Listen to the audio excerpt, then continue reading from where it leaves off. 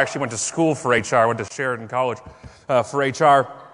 And I went into the field for a couple of years. I had to get out because I realized I hated people. But when I got out of it, I got out of the industry, and I realized HR and marketing really should work together because I think one of the strongest things you can do in marketing is hire better. That, to me, is the combination of the two. And that's why I really talk about people and marketing, which is they are the marketers here. And I want to get into that. It's my favorite kid on the internet. This is not my son. My son would not sign the model release. But this is my favorite kid on the internet. My whole world's about being awesome. I want to tell you a very quick story that I live in planes and on airplanes. This is all I do. A lot of people have real jobs and they speak. This is my job. I have the luxury, and I'm so fortunate to speak around the world. It's brought me around the world. I was just in Istanbul. I was in New Delhi.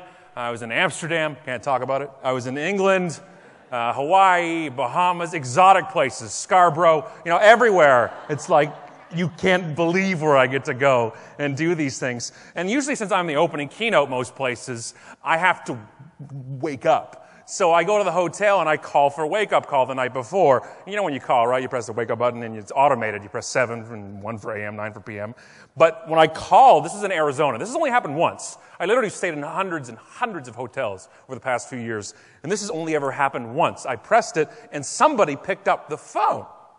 Have you ever called somebody and not expected them to pick up? You're like, oh, hey, can you hang up? I just want to leave you a voicemail. I have no words for interaction right now. Okay, good. She's like, good evening, Mr. Stratten. Wake up call? I'm like, yes, please. 7:30 in the morning. And she says, and I quote, "Ooh, that's really early. Would you like some coffee sent to your room at that time?" And I went, that is really early. I think I would like some coffee sent to me. And she says, would you like the coffee sent at 7:35? Because I know at 7:30 I'd hate people, and I need a few minutes to get ready before somebody came to the door. And I'm like, what? I will hate people at 7:30. I think I will want the coffee at 7:35. And she says, is there anything else? And I'm, nope. She goes, I hope you have a great night and even better tomorrow. And I just went, thank you. I love you, wake-up call lady. And I hung up the phone, and sure enough, 7:30 the wake-up call came, and 7:35 the coffee came right to the door. I had no problem paying $87 for the room service coffee, right? None whatsoever.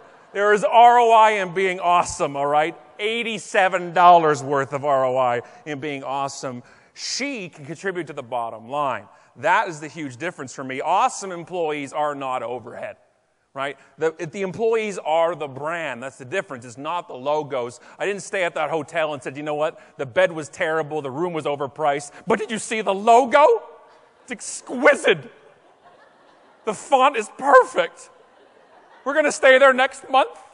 What we think matters in marketing is not what matters.